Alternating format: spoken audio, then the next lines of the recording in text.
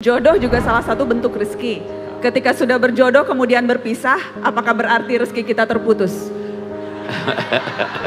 Kadang banyak orang mendapatkan sesuatu lalu berujar dengan nada bercanda, alhamdulillah rezeki anak soleh, atau alhamdulillah rezeki anak solehah. Boleh tidak bercanda dalam konteks demikian, mengaku-ngaku soleh?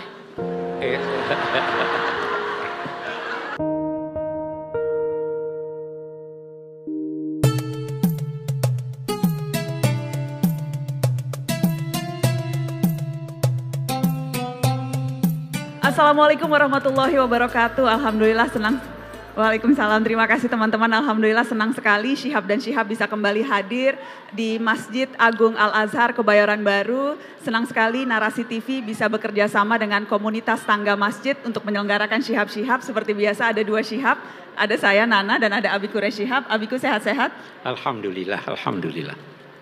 Ramai sekali ya Bi di Masjid Al-Azhar? Ramai, bagus. Alhamdulillah, mudah-mudahan kita bisa sering-sering ke sini. Wajahnya juga cerah-cerah. Cerah-cerah ya Bi? Alhamdulillah. Ini rezekinya banyak kelihatannya. Amin. Pas banget Bi, karena kita mau membahas menjemput rizki. Jadi salah satu tanda orang banyak rezeki itu wajahnya cerah ya Bi? Iya, betul. Minimal sering tersenyum. Iya. Karena kalau sering tersenyum itu bisa gampang rezeki, betul nggak Bi? Betul. Ini Nana bikin fatwa sendiri ngarang-ngarang. Mohon maaf ya, ini yang ustadznya yang sebelah sini, ini provokator aja.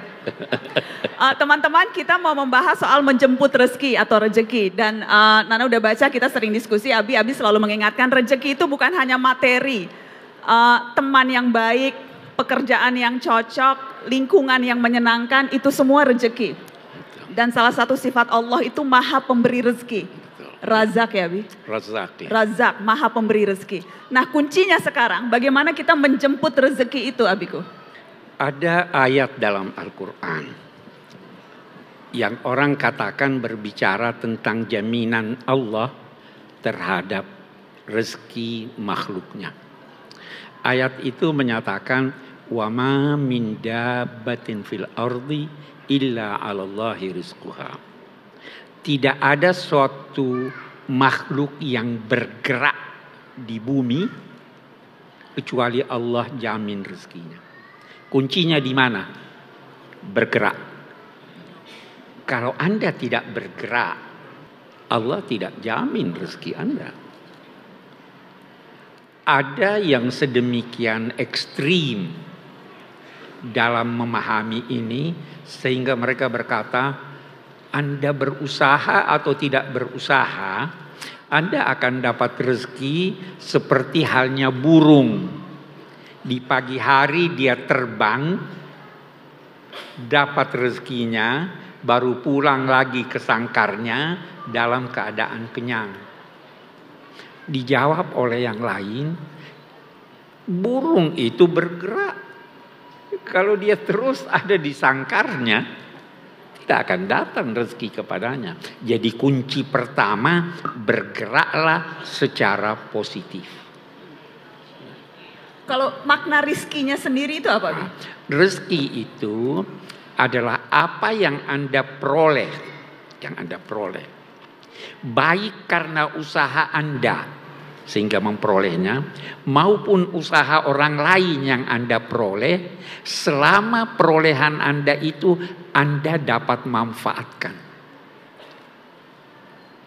Kalau Anda berusaha, kemudian memperoleh rezeki, tetapi Anda tidak dapat manfaatkan, maka itu tidak dinamai rezeki Anda. Biasa di rumah dimasakkan sama ibu ikan, ya toh? Ini disiapkan untuk anak-anak, untuk suami. Tiba-tiba kucing datang melahap ikannya. Kita berkata, ini bukan rezeki kita, walaupun kita berusaha. Jadi rezeki adalah apa yang Anda peroleh dan Anda dapat manfaatkan. Kalau Anda berhasil memperolehnya tapi tidak dapat Anda manfaatkan, itu bukan rezeki namanya. Ya toh? Itu berarti. Dan Bi, kalau koruptor, uang korupsinya itu rezeki dia bukan? Iya, kita lihat dulu, belum tentu rezekinya. Satu dulu sebelum kita sampai ke sana. Ulama beda pendapat Apakah rezeki itu terbatas pada yang halal atau yang haram juga rezeki? Halal dan haram menurut pendapat mayoritas ulama itu namanya rezeki. Syaratnya tadi dia dapat manfaatkan. Koruptor, korupsi sekian banyak, wafat, meninggal, masih ada sisa korupsinya. Sisa korupsinya itu bukan rezeki dia. Karena itu dalam suatu riwayat dikatakan orang yang paling menyesal di hari kemudian adalah seorang pencuri, koruptor yang meninggalkan harta haram yang dia usahakan karena kematiannya, lalu hartanya itu pergi kepada keluarganya yang tidak tahu bahwa itu hasil korupsi. Ini memanfaatkan dalam sesuai tuntunan agama, di hari kemudian keduanya bertemu.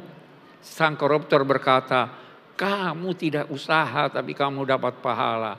Saya yang berusaha tapi saya dapat siksa. Allah sudah membagi rezeki. Tetapi dalam hadis dikatakan setan datang menggoda manusia. Sehingga berusaha memperoleh rezeki dengan cara yang tidak direstui oleh agama. Karena itu kita doa, ya Allah anugerahilah saya rezeki yang halal. Ada dua, halal dan itu dapat saya manfaatkan.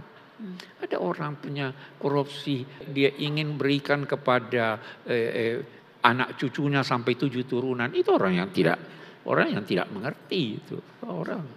Ya itu arti rezeki. Kadang kan ada ungkapan itu, wah itu dia hidupnya menderita karena rezekinya tidak berkah. Sebetulnya kaitan rezeki dan keberkahan itu apa, Biku? Betul. Yang sedikit tapi berkah lebih bagus dari yang banyak tapi tanpa berkah. Berkat itu adalah melimpahnya kebaikan dari sesuatu yang sedikit yang biasanya tanpa berkah itu sedikit hasilnya. Saya beri contoh. Sepiring nasi cukup buat 1 orang. Normalnya cukup. Kalau berkah itu bisa dimakan berdua atau bertiga. Waktu. Anda punya waktu 1 jam. Kalau berkah waktu Anda dapat melakukan aneka aktivitas yang hanya bisa dilakukan dalam waktu berjam-jam atau berhari-hari. Jadi kita mohonkan wa barik lana fima atait.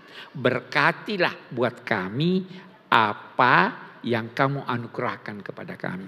Sedikit yang Anda peroleh bisa lebih baik daripada banyak yang diperoleh oleh orang lain. Karena dia tidak mendapatkan rezeki yang dibutuhkan untuk ketenangannya. Saya beri contoh. 1 orang 1 bulan dapat gaji 10 juta. Ada 1 orang dapat gaji 100 juta.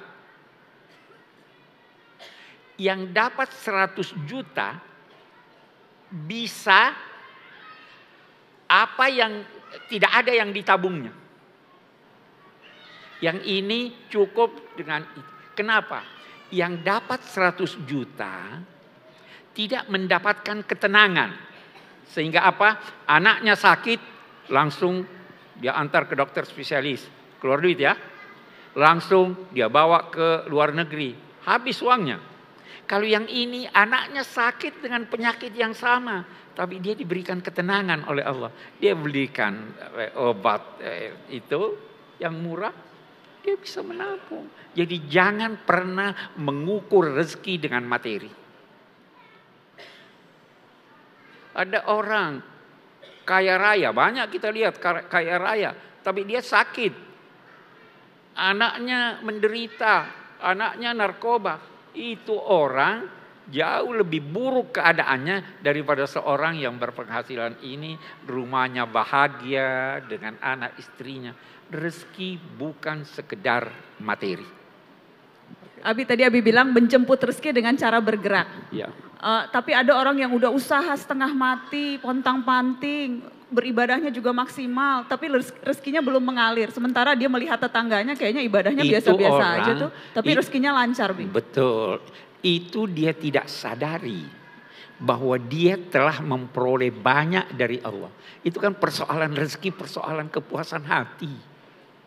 Kalau Anda tidak puas, pasti Anda merasa berkekurangan. Tetapi kalau Anda merasa puas, Anda bandingkan diri Anda dengan yang di bawah Anda pasti puas. Karena itu juga agama berkata, saya walaupun bukan orang Jawa, karena istri saya orang Jawa, itu seringkali saya dengar ojo ngoyo. Apa artinya itu? Ya. Apa itu ngoyo? Usaha keras banget, ngotot, jangan ngotot. Berusaha sekuat tenaga tanpa mempertimbangkan kemampuan, tanpa mempertimbangkan waktu, tanpa mempertimbangkan tempat usaha. Ini tadi. Syukuri yang sedikit supaya Allah memberi Anda yang banyak. Boleh jadi yang Allah berikan bukan materi, yang diberikan pada Anda ketenangan batin. Itu jauh lebih mahal daripada itu soal rezeki. Ya. Ada ungkapan hadis, walaupun nilainya diperselisihkan. Allah berfirman begini dalam hadis qudsi, wahai hambaku, jangan takut dari penguasa selama engkau yakin bahwa aku adalah penguasa dan kekuasaanku tidak ada habisnya. Jangan takut sempit rezekimu selama engkau yakin bahwa perbendaharaanku tidak ada habis-habisnya. Wahai hambaku, engkau kuciptakan untuk beribadah. Ibadah dalam pengertian luas. Maka syukuri apa yang kuberikan kepadamu. Karena kalau kamu tidak mensyukurinya, kamu akan kujadikan seperti serigala, binatang buas, yang berkeliling di hutan belantara mencari mangsa, tapi yakinlah bahwa dia tidak akan dapatkan mangsa kecuali atas izinku. Kamu keliling cari tahu. Wahai hambaku, ojo ngoyo. Ya kan? Kenapa?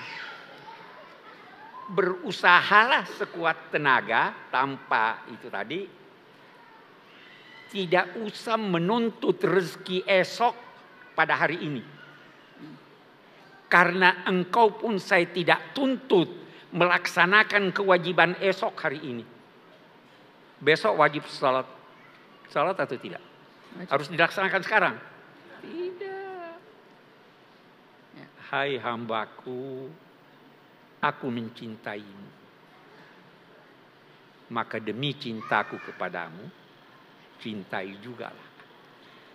Jangan duga aku sibuk, letih dalam menciptakan alam raya ini. Aku tidak letih. Karena itu jangan duga aku letih dan tidak mampu memberikan engkau rezeki yang bisa memuaskan kamu. Kita tapinya tidak puas.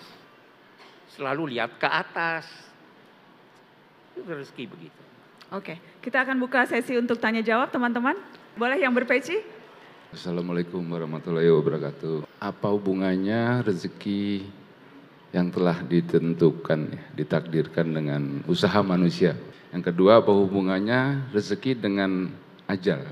Rezeki yang sudah ditetapkan oleh Allah dan usaha yang harus terus-menerus dilakukan oleh manusia. Bagaimana hubungannya, Bi? Ketetapan Allah itu ada yang pasti terjadi, ada ketetapan yang punya syarat tertentu.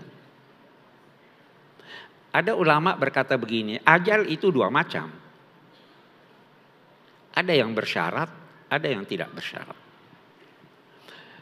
Yang tidak bersyarat itu Tuhan tahu, tidak berubah. Tapi ada ajal yang tidak bersyarat. Di sinilah bisa ada usaha untuk memperpanjang harapan hidup. Kalau dia mengikuti cara itu, ajalnya bisa berlanjut.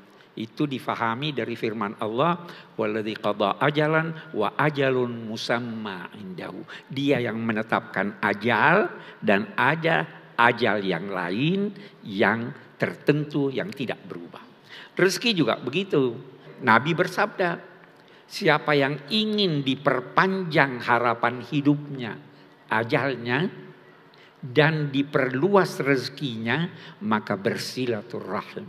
Nah, kalau Anda tidak bersilaturahim, duduk di rumah, tidak ini, Anda dapat rezeki. Bersilaturahim, bergaul dengan orang, ketemu si A, ketemu si B.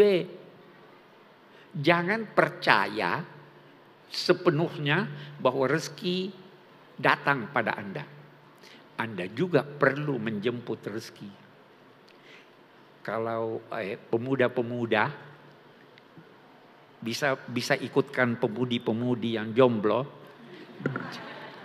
jangan nunggu jodoh. Cari jodohmu dengan cara-cara yang dibenarkan Allah. Jodoh itu rezeki. Kalau nunggu dijemput ya Bi jodoh. Jemput jodoh, jemput dengan cara yang dibenarkan agama. Cari simpati, berdandan yang baik, berilmu yang tinggi, biar orang senang pada Anda. Ya kan, itu. Oke. Assalamualaikum Mbak Nazma dan Abi Quraish Shihab. Saya Kania. Sebenarnya saya di sini tidak mau bertanya, tapi saya cuma mau berterima kasih kepada Bapak Quraish Shihab karena sudah menjadi berkah untuk kami semua. Amin. Sudah lahir di dunia ini dan menjadi berkah untuk kita semua. Amin. Amin. Terlebih, terima kasih Adek. Didoakan panjang umur, sehat walafiat. Amin. Saya deg-degan sekali harus bicara kayak gini karena saya sangat mengagumi Pak Quraish Shihab. Dari kecil orang tua saya selalu nonton Tafsir Al-Misbah. Saya belum mengerti apa yang Abi ucapkan, tapi baru bisa mengerti saat saya mulai kuliah dan saya mengikuti, saya baca buku-bukunya Abi dan hari ini pertama kalinya saya bisa melihat langsung Pak Quraish Shihab. Alhamdulillah. Itu boleh foto. Oh kata Abi kalau gitu boleh foto nanti. Terima kasih banyak.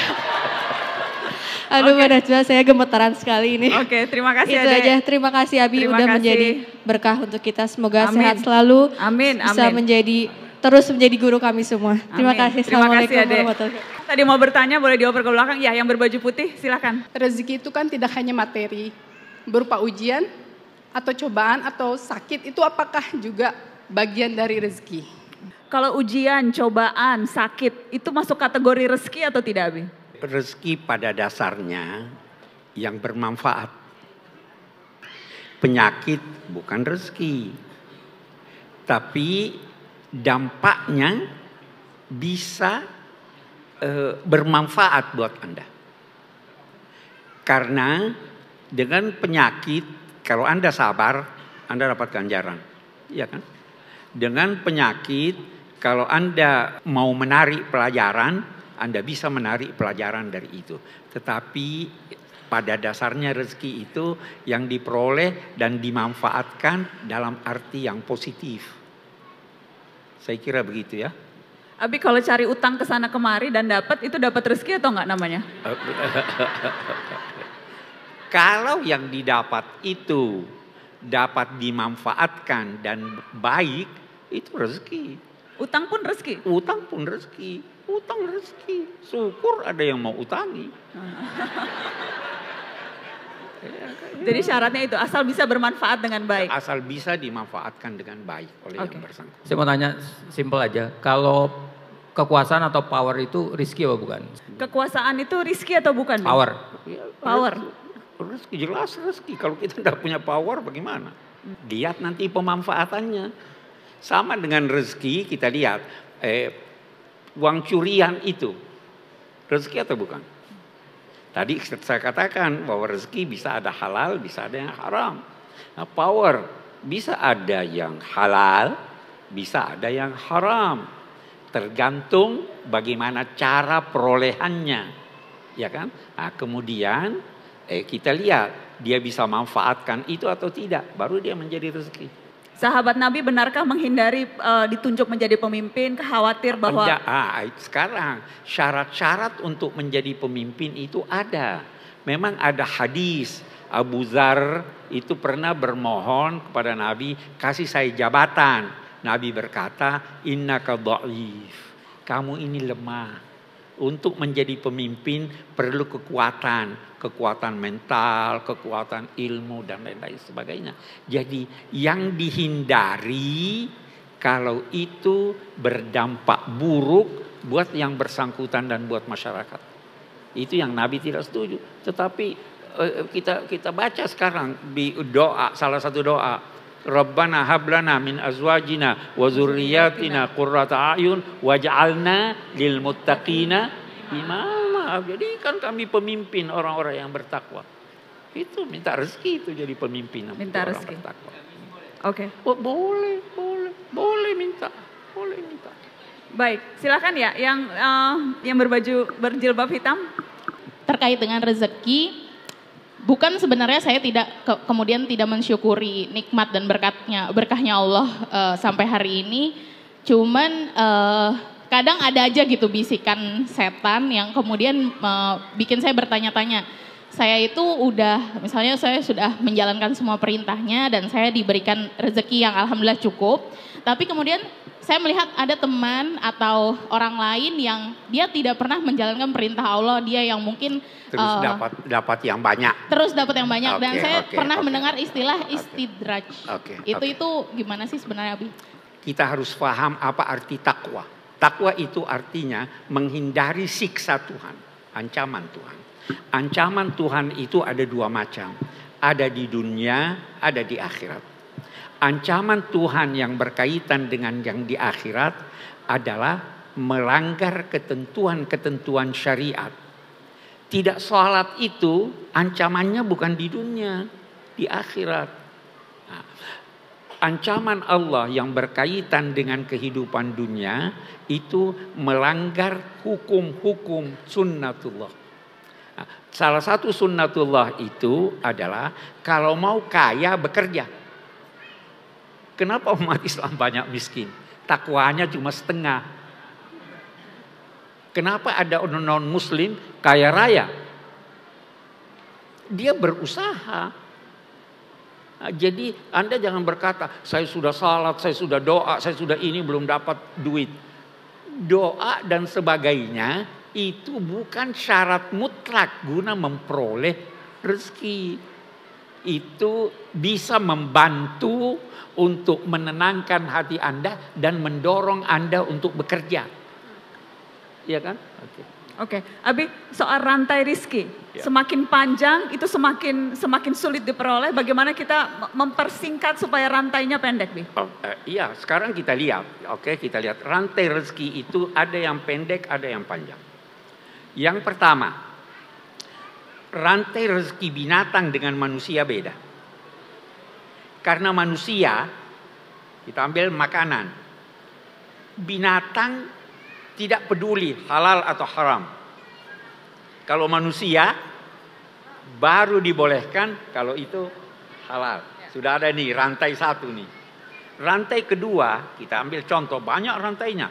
Rantai kedua, manusia itu makan, sebagian yang dia makan itu perlu untuk dimasak. Ya, binatang tidak perlu masak, rantainya sudah ini. Ada lagi manusia, walaupun sudah dimasak dia belum merasa enak. Dia lantas buat ini, rantainya makin panjang. Anak kecil rantainya lebih pendek daripada orang dewasa.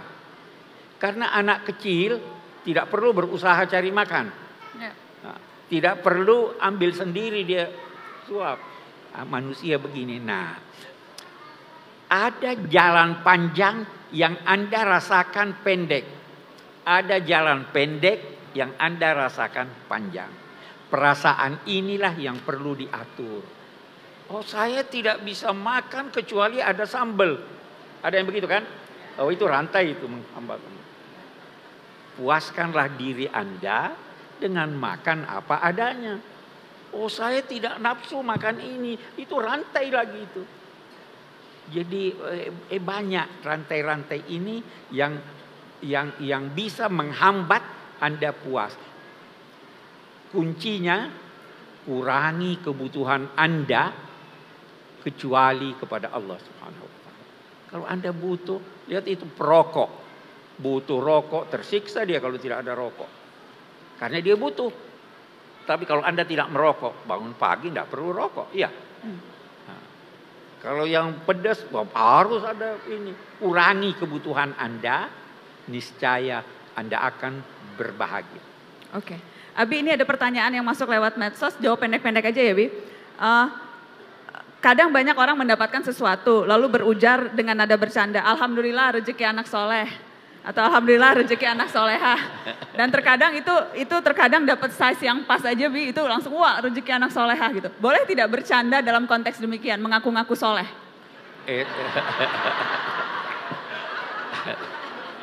Saya tidak ingin tanggapi itu secara bercanda dan memahaminya dia bercanda. Itu boleh jadi gambaran dari optimisme dan harapannya. Jadi boleh ya, Bi? Insya Allah boleh. Insya Allah boleh. Jangan terlalu ketat beragama ini. Kalau ada jalan untuk membolehkan, kenapa kita tidak membolehkan? Iya kan? Kecuali kalau sudah jelas terlarang. Okay. Saya kira begitu. Jadi, alhamdulillah rezeki anak soleha. Alhamdulillah. Abi, ini singkat lagi, Bi. Benarkah istilah banyak anak banyak rezeki? Apakah anak mendatangkan rezeki? Setiap orang ada rezekinya. Orang tua ada rezekinya. Jangan sampai kalau banyak anak rezekinya itu tidak cukup untuk banyak anak. Iya kan? Ada rezekinya anak, tetapi jangan sampai terlalu sempit. Karena tadi saya katakan rezeki anak itu antara lain melalui orang tuanya kan. Orang tuanya rezekinya cuma sekian. Kalau begitu, ukurlah keinginan Anda dan upaya Anda mendapatkan anak dengan kemampuan Anda. Jangan undang 100 orang di rumah Anda yang hanya bisa menampung 10 orang. Ya kan begitu. Jadi ada ukuran untuk itu. Tidak mutlak pokoknya banyak anak, banyak rezeki. Ya banyak rezeki tapi bisa jadi sempit. Saya kira itu. Oke, yang terakhir nih, Bi. Jodoh juga salah satu bentuk rezeki. Ketika sudah berjodoh kemudian berpisah, apakah berarti rezeki kita terputus? Ini ada yang nitip nanya karena malu, Bi. Ya rezekinya terputus dengan orang itu. Tetapi masih bisa mendapat yang lebih baik dari itu. Rezeki kan bisa dapat. Insya Allah terputus dengan yang itu, yang lain disambung dan diusahakan rantainya pendek. Betul. Diusahakan rantainya pendek. Abi boleh penutup singkat, Bi, sambil mungkin minta kita berdoa untuk penutup. Ya saya kira doa yang paling bagus itu kita memohon rezeki yang halal. Amin. Kita memohon rezeki yang membahagiakan dunia dan akhirat. Kita bermohon aneka rezeki. Mulai dari yang berbentuk materi sampai yang berbentuk imaterial. Amin. Kita bermohon diperkaya hati kita. Amin. Kita bermohon dihiasi hati kita dengan kepuasan setelah usaha maksimal. Amin. Kepuasan setelah usaha maksimal. Kita bermohon agar dianugerahi oleh Allah Subhanahu wa taala segala macam kebaikan yang mengantar kita berbahagia bersama keluarga, bersama teman-teman di dunia dan di akhirat. Ala hadhihi niyyah wa kulli niyatin salihah. Al-Fatihah. A'udzubillahi minasyaitonir rajim. Alhamdulillahirabbil alamin arrahmanir rahim. Iyyaka na'budu wa iyyaka nasta'in. ربنا تقبل منا إنك أنت السميع العليم وتب علينا إنك أنت التواب الرحيم وصلى الله على سيدنا محمد وعلى آله وصحبه وسلم والحمد لله رب العالمين. Alhamdulillahirabbil alamin. Terima kasih banyak teman-teman sudah hadir di Masjid Agung Al-Azhar Kebayoran Baru. Demikian teman-teman, kita berjumpa lagi. Wassalamualaikum warahmatullahi wabarakatuh.